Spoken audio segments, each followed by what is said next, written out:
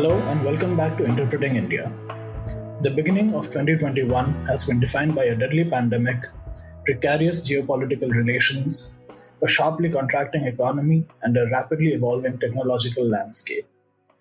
This season, we at Carnegie India are examining many of the challenges and opportunities that India will confront in the coming decade. I'm your host, Anirudh Burman, and this week we are diving deep into the topic of urban governance and COVID 19 in India. But before we start, we at Carnegie India would like to wish the very best of health and good luck to all of you in these tough times. The second wave of COVID 19 in India has overwhelmed India's governance institutions. Public authorities from the federal to the local level are trying their best to respond to the tragedy of COVID 19 unfolding every day. India's large, densely populated cities have been particularly hard hit, and now the infection is rapidly making its way to smaller towns and rural areas. The scale of human loss and suffering throughout the country has been unparalleled in independent India's history. Episodes like this have long term negative effects on the prospects of the poor. When the national lockdown was imposed last year, millions of migrant workers left the cities they worked in and undertook arduous journeys back home. That episode and the devastation caused by this more virulent second wave of COVID 19 leads us to think deeply about the nature of our urban governance systems. India has been urbanizing rapidly, and its cities are major engines of its economic growth. And yet, India's urban governance institutions have historically failed to cope with the pressures of urbanization. Indian cities have some of the largest slums in the world, while also having some of the most expensive housing. Our cities have historically underperformed in delivering quality infrastructure like public transport to its residents. They have also underdelivered basic services like safety, health, and sanitation. While improvements have taken place gradually, COVID 19 has exposed gaping holes in the ability of our cities to deal with emergencies like this pandemic in a resilient and capable manner. Other cities like Hong Kong, that are even more densely populated, have coped with the pandemic better than Indian cities. Therefore, there is a need to understand how our local governance systems can actually cope with the current challenge in a more effective way and to make sure that our cities are more resilient in the future. Today, to discuss the importance of urban governance in times like this, we have with us Srikanth Viswanathan. Srikanth is the Chief Executive Officer of Janagraha Center for Citizenship and Democracy. Janagraha is a Bengaluru-based non-profit organization working with the mission of transforming the quality of life in India's cities and towns. Janagraha works with citizens to catalyze active citizenship in city neighborhoods and with governments to institute reforms to city governance. Srikanth, welcome to Interpreting India. I'm glad to have you here. Hi, Anirudh. Pleasure to be here with you. So I'd like to start by asking you about how urban local bodies in our cities and towns are coping with the pandemic right now. To just to set some context to this question, last year the central government ran a pretty centralized system for managing the lockdown. This time, on the one hand, the impact of the second wave of COVID is much, much worse, and the healthcare infrastructure throughout the country is stretched. At the same time, states have been given more autonomy in handling the pandemic within their borders, and cities have been encouraged to impose limited lockdowns and respond to the local situation more organically. So, I wanted to ask you if city governments were actually equipped to handle this increased responsibility, and what are some of the mechanisms through which they've been coping with the second wave of COVID 19? Much as I would like to say something contrary, Anirudh, I'm afraid our municipalities, or urban local bodies as they are known within government circles, are really struggling.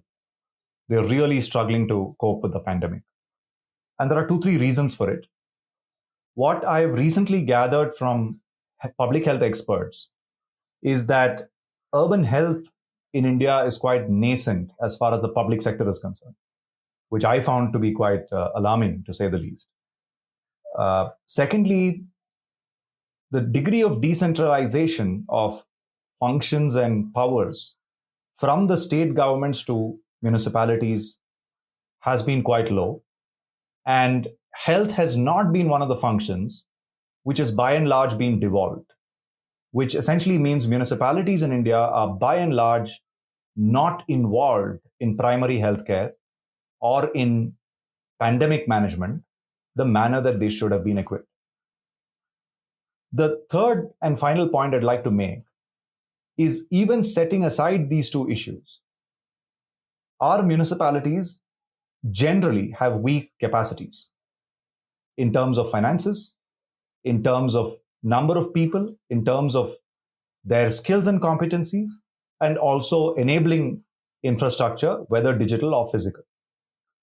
So, all of these fault lines, unfortunately, have been exposed and have come to kind of bite us at a very bad time. Right. So when you say health care responsibilities have not been devolved to urban local bodies, do you have any insights on why that's the case? Because traditionally, a lot of urban governance reforms in India have actually taken place due to events like epidemics, like the plague that hit Bombay and uh, other similar incidents that have actually affected cities. One would imagine that a lot of responsibilities with regard to sanitation, healthcare, especially epidemics, would actually fall on urban local bodies. Any idea why that's not happened in a larger way? It's a very pertinent and fundamental question that you're raising, Anirudh.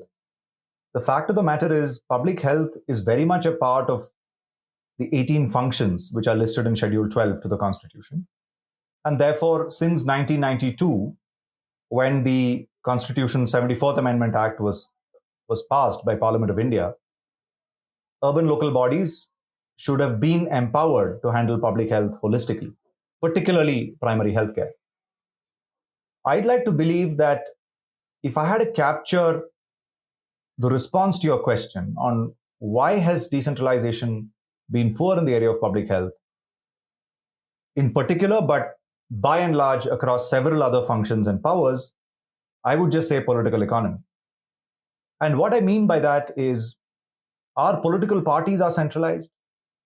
We first became a country, then we created provinces or states, and local self governments in their formal shape and form were a very late afterthought in the early 90s.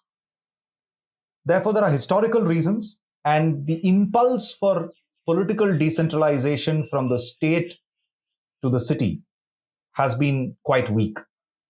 That's a very interesting point, and I wanted to just go on a little bit on this issue of political economy.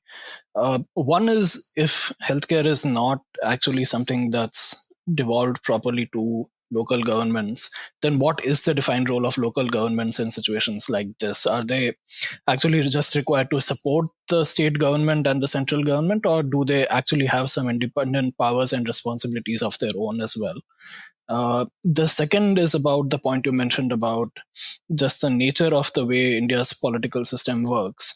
We've also seen in some other countries and from historical precedents that when cities actually become more powerful and become bigger engines of economic growth, they also start claiming more and more power within the political system. So, why has that not happened? Why have cities actually not tried to claim more power as a political unit uh, within the Indian system? Okay, so to address your first question, Anirudh, I must confess that there will be regional variations. So, whatever I'm going to respond now would be a broad generalization, and we must acknowledge that there would be exceptions, there would be regional variations. Across our 30 odd states, we have more than 4,500 urban local bodies, which are governed by dozens of different municipal acts. By and large, I would like to believe that municipalities in their current avatar are functioning as outsourced service providers of the state government. This may come across as a fairly strong statement because most of these urban local bodies or municipalities do have elected wings. There are elected councillors at the ward level, and they do have an important function as the first mile elected representative of citizens in cities.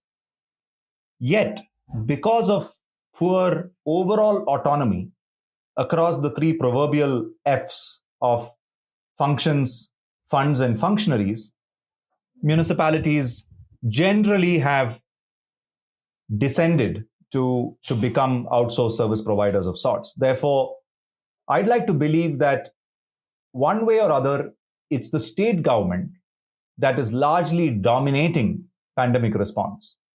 And any municipal response is dovetailing within the state's response and drawing directions or inspiration from state level directives. Yet, whatever the municipalities are doing currently is of huge significance. And we must acknowledge that they are doing it despite the challenges that they are facing, despite the challenges of not being empowered with functions, funds, and functionaries. And being the first mile connect to citizens, I think they are playing a very crucial role. And we must thank and congratulate and express gratitude to all those first mile municipal functionaries at whatever grades they may be in. To your second question on cities extracting their share of powers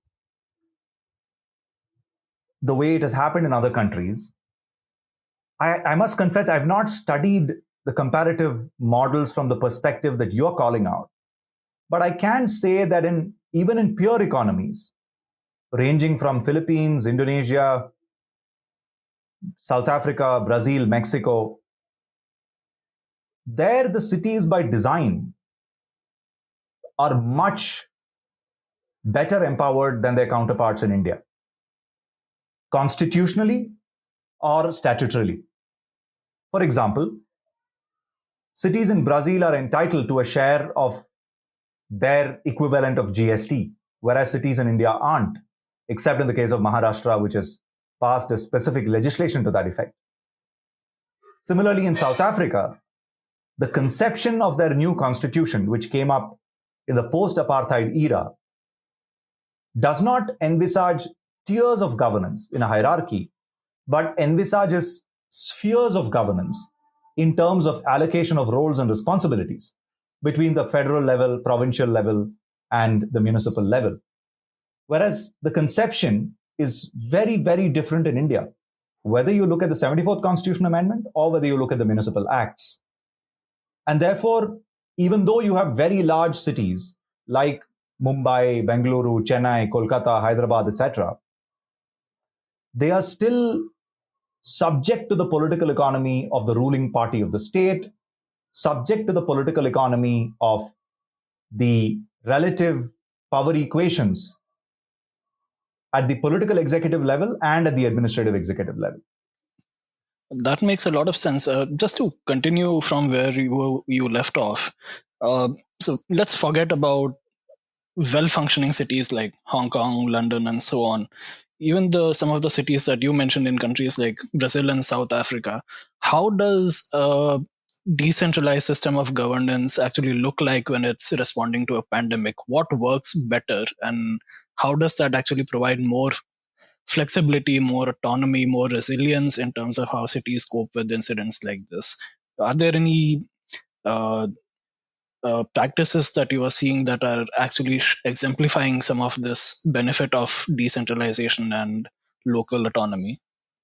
I think that's a great question. Unfortunately, given our preoccupation with the current circumstances in India, we've still not had a chance to look at that comparative aspect closely, Anirudh. But what I can definitely say is the way it looks when a municipality is empowered is the following. You have an empowered mayor and council, which means the political leadership of the city is directly accountable to citizens of the city. Unlike in India, where there is no single point of political accountability for the city as a place. That's one defining aspect, that is one distinguishing aspect. The second aspect is fiscal autonomy to match the functional autonomy. Because what do we mean by an empowered mayor and council? We essentially mean that they are empowered to make decisions and they have powers over various service delivery aspects and infrastructure of the city, which means they have power over planning, over transport, over water supply, over public health, and so on. However, those powers and functions or obligations to citizens need to be matched by their ability to raise resources, financial resources, to invest in infrastructure and civic service delivery. So the second defining aspect is several of these peer countries, peer cities have those financial powers, which are far more than their counterparts in India. The third aspect, which I would call out because it is of salience in the Indian context, is powers over staffing. In India, municipalities are in a bizarre situation where they are subject to service rules or cadre and recruitment rules defined by the state, which are anachronistic, which do not factor in 21st century requirements of our cities, either in terms of number of people needed or in terms of skills and competencies or performance management, organization design, etc.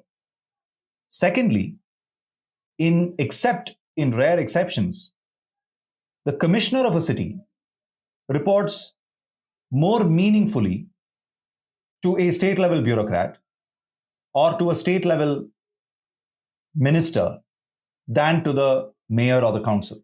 There could be, again, exceptions to this, but by and large, the mayor of a city in India does not have powers over his or her own executive branch, the administrative executive branch. So these are the distinguishing features, and these would also be the benefits that India would reap by empowering our cities. Thanks, Srikanth. I think these 3 or 4 points, they actually mean that municipalities are pretty toothless in terms of delivering essential services in times like this. I just wanted to pursue this whole issue of financial powers a little bit more. Even in municipalities where powers of taxation, for example, limited powers of taxation for property tax and so on, for example, have been given. For example, I think in Delhi, municipalities do have the powers to collect property taxes. We often see the issue of the political interests lobbying to ensure that taxes are not increased, and that in turn then goes to the heart of this lack of financial capacity that would actually be used to build essential services for times like this. So why is it that even in cases where some powers have been given to municipalities, they're actually not working the way they were envisaged to be? This is again a fantastic question, and I'd respond to it by saying that the challenge of governing India's cities is essentially a systems problem. And at Janagraha, we have a city systems framework both to diagnose these challenges and to identify pathways to solving them. And our experience leads us to believe that there are 4 city systems underlying quality of life in cities. And they are spatial planning and design, capacities and resources, comprising finances, staffing, technology.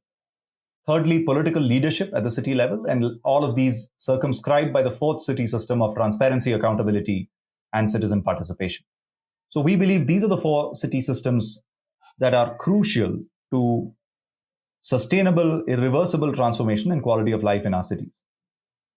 So if you apply this framework to the problem that you've called out, which is even within the remit of powers devolved to cities with respect to, say, property tax, why is it that results are not being delivered?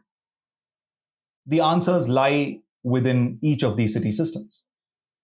There's a linkage of property tax to governance of land and to building bylaws. There's a linkage of property taxation to the degree of empowerment, which means in many cases, tax rates can be set by the council, but the underlying capital value on which such tax rate is applied is governed by the stamp duties and registration department of the state government.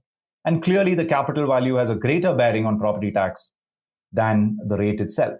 Even the rate many times is range bound by the Municipal Act. Similarly, there is no single property register for the city, which is updated real time, which is available for different departments, whether it's water supply, property tax, trade licenses, power supply, stamp duties and registration charges, etc. So there is a problem of architecture itself. And then there are poor capacities within the municipal departments to be able to conceive and implement some of these sophisticated systems and processes. And there is also a lack of accountability, which means if you don't perform well in revenues, you don't have accountability frameworks that really create consequences, both for elected representatives and for bureaucrats. So the systems nature of the problem is what compounds this and results in the kind of phenomena that you're describing. Right. And what you're basically saying is that a lot of these underlying issues then come back and bite us really hard in situations like this when we have to grapple with uh, pandemics and we have to actually deliver essential services on a heightened scale. And that's what I just wanted to move towards and ask you, from what you've seen of municipalities and urban bodies responding to the second wave so far. Uh, we've seen some relative success stories or strategies, but do you have any ideas on what is it that's actually making some municipalities respond more successfully than others? For example, we've read some reports on how Mumbai has been able to respond to the second wave relatively more successfully than Delhi. So what are some of the factors that have enabled some of these cities to be more successful than others? Is it some of these underlying systems issues that have been addressed much better in city governance in these states? Or is it something else? Is it about legal and financial powers? Is it about civic activism and engagement? What is the mix that's actually contributing to this performance differential across cities? I would call out Kerala as a case in point, Anirudh. And I would say political empowerment and respect for the elected council and the elected mayor in a meaningful way, not just in a statutory form based manner, but in a substantial way, makes the difference. And when we spoke to senior bureaucrats who have served in the government of Kerala in the past, both in the urban and health departments, what we gathered that it has been a long journey. The process of maturation of decentralization and of decentralized primary healthcare has taken close to 2 decades and is still evolving. But a series of measures, including political decentralization, including fiscal autonomy, including giving powers to municipalities over staff, including putting together platforms where the municipality and civil society and experts engage together at the neighborhood level, have really made the difference.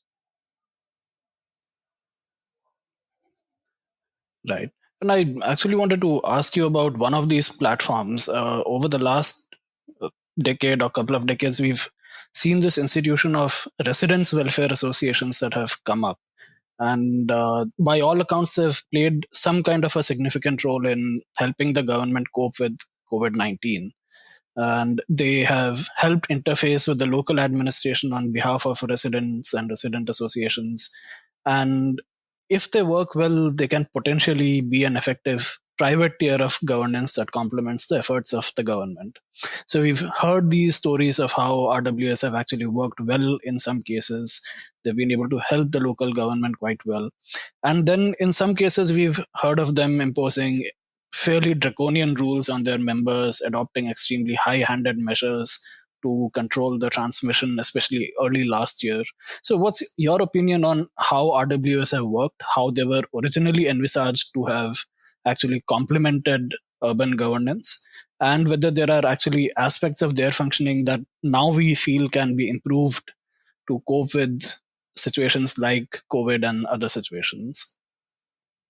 I'd like to believe that a sense of community at the neighborhood level has certainly been a huge positive during the pandemic.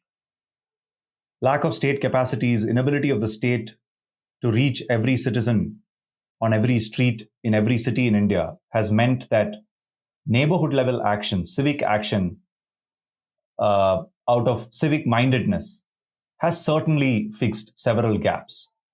Nothing can substitute the state, but to whatever extent they could I think they have really played an important role, both during the first wave and beginning to play that role in the second wave as well. However, I think the need is not for self-selected resident welfare associations, but for the equivalent of gram sabhas in cities.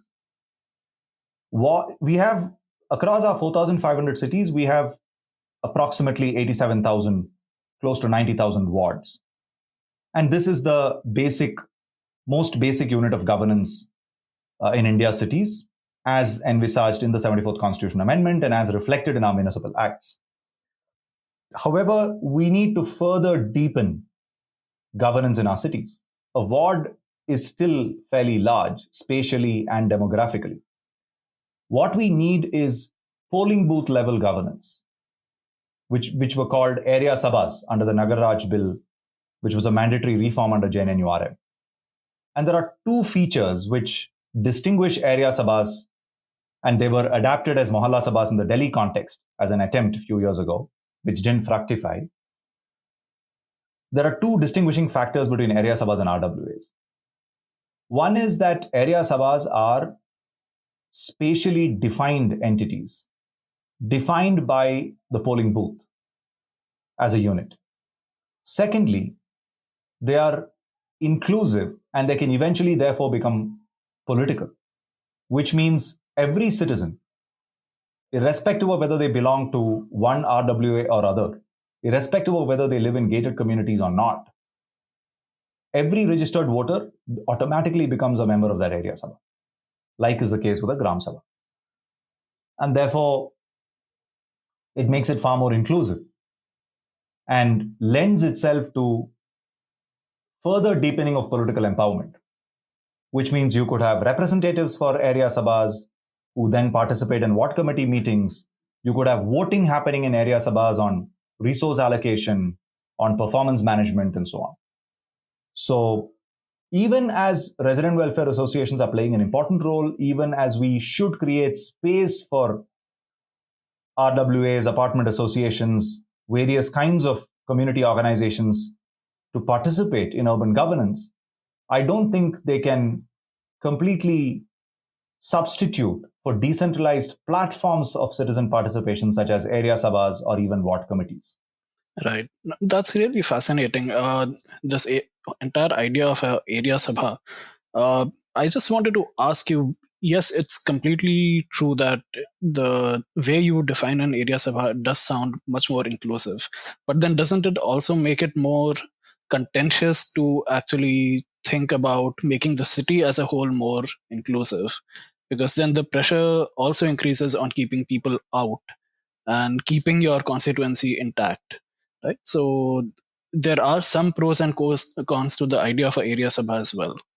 Certainly, none of these are definitive solutions or models which can or should be applied across the board in a single uniform manner. It's important that decentralization is adapted to context at the state level, but more importantly, even at the city level. So, area sabhas is one way of looking at the problem. And we've done work on it over the years. And it does require experimentation, it does require strengthening as a concept, in fact, even implementing pilots and so on. But we've not even made the first step of forming ward committees in a meaningful manner and activating them. So the larger point I'm trying to make is that we cannot rely on resident welfare associations or apartment associations which are self-selected and which may not represent the entire spatial and demographic entity of the ward to serve as the citizen participation platform. They should have representation.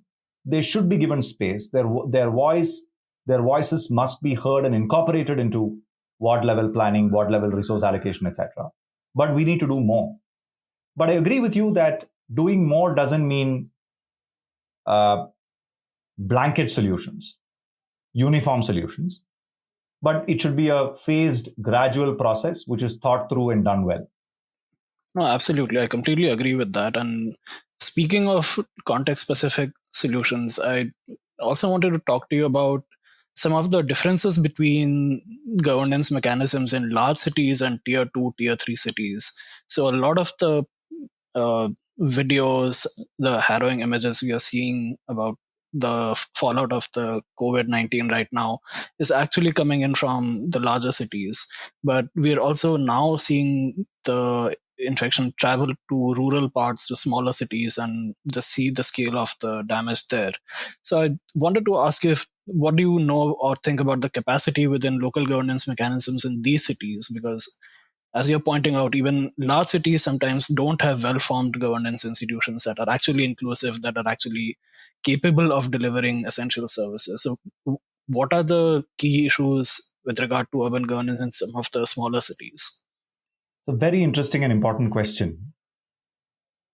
I think the pattern of urbanization in India needs to be factored in more directly into urban governance. What I mean by this is consider the pattern of urbanization for a moment. There are 8 cities which have a population of more than 4 million.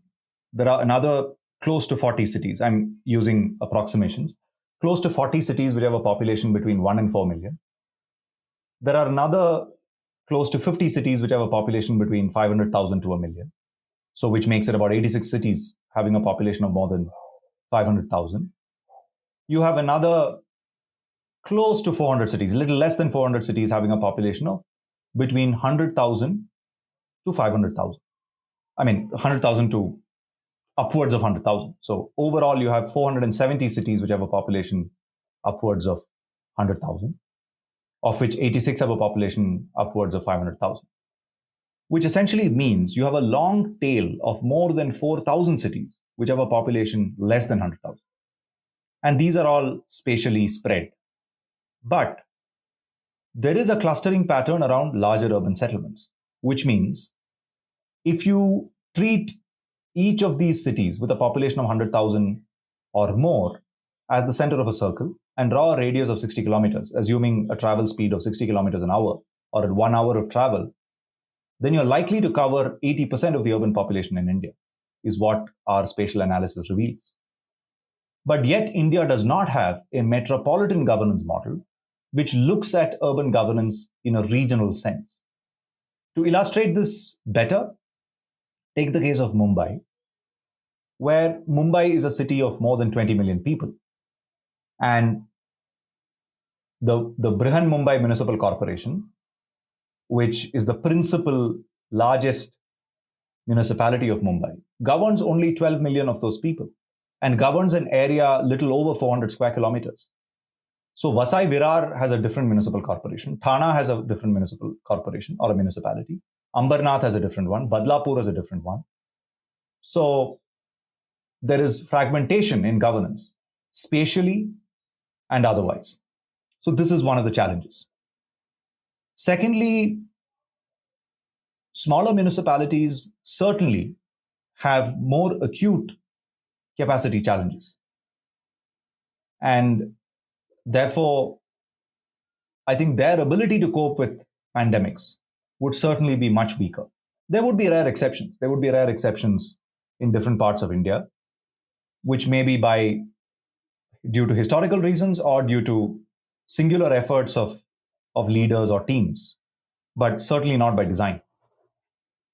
So we have to look at urban governance in India through the lens of the size of these cities, of the clustering of population around these cities, and also projecting into the future the possible growth patterns and potential ways in which those may have to be influenced.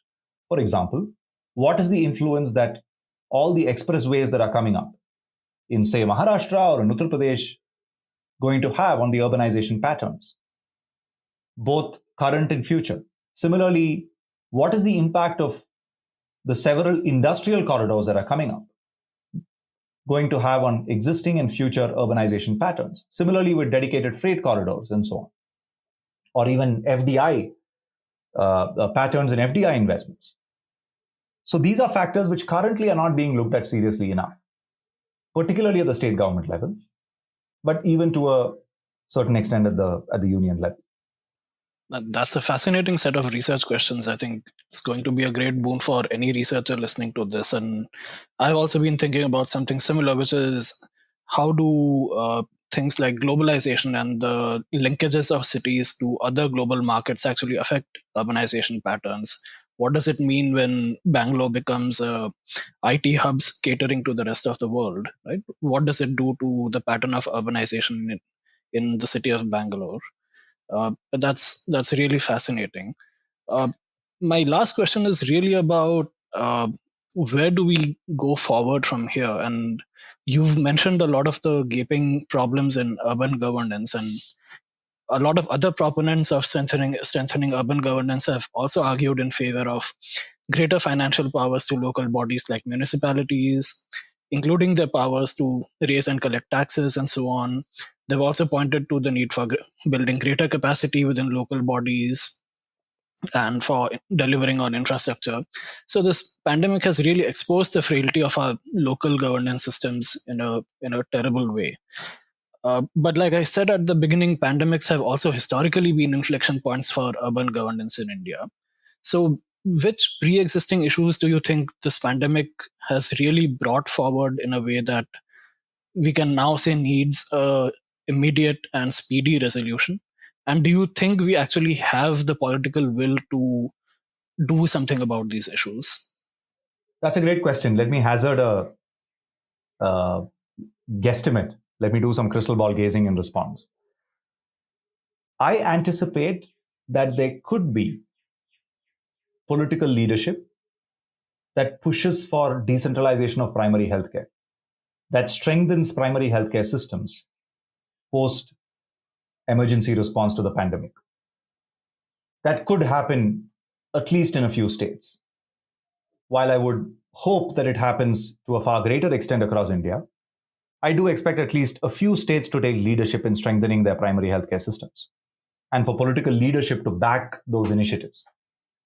I also believe that there could be greater recognition at the union level for greater degrees of involvement of urban local bodies and also Panchayati Raj institutions in the delivery of healthcare and incentivizing that through their central schemes and missions, like what the 15th Finance Commission has done, setting aside 70,000 crores for local self-governments, particularly for primary healthcare. However, whether the deeper problem of empowerment of city councils will be addressed politically is a big question. I don't see any indications, at least from what we see around us in the press, etc., of any enlightened political realization that empowerment of city councils, empowerment of mayors is what is needed for us to confront future challenges, if not of the same scale of the pandemic, but of similar seriousness. It could be climate effects. It could be water and sanitation challenges. It could be public safety, and so on. I don't see any political realization arising. If anything, there has been a tendency to rely more on centralized systems, rely more on technology, rely more on a few good officers or a few good political leaders rather than strengthening systems.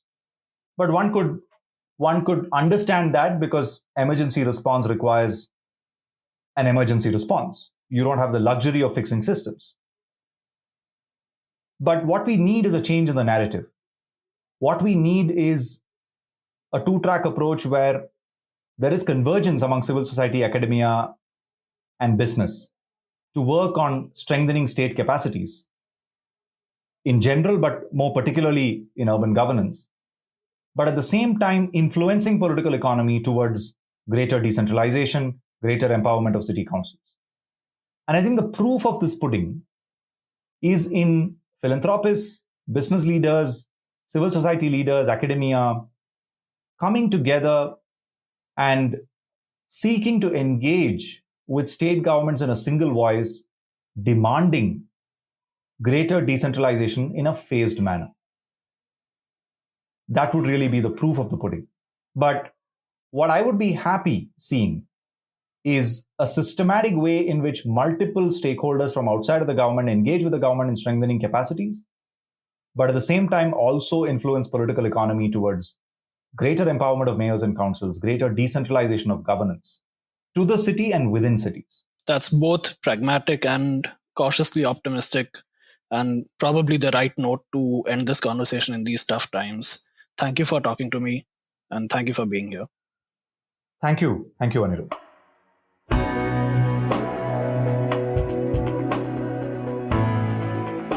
We'll be back in 2 weeks with a new episode. To make sure you don't miss it, be sure to subscribe on Apple Podcasts, Spotify, or wherever you get your podcasts. To learn more about our research and team, you can visit us at carnegieindia.org. You can also find us on social media on Twitter, Facebook, and Instagram. Thank you for listening. See you next time.